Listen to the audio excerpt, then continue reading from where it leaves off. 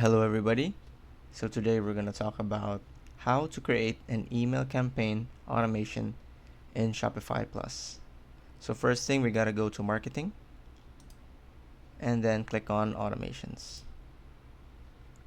Now from here you can click on view templates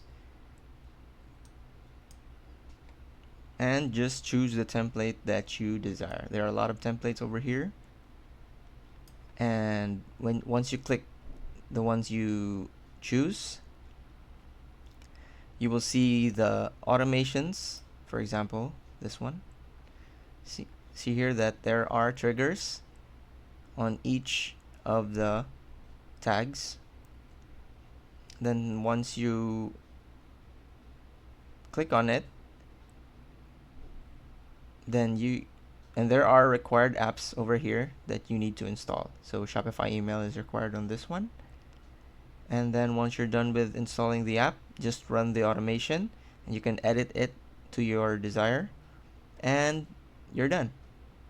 Thanks for watching.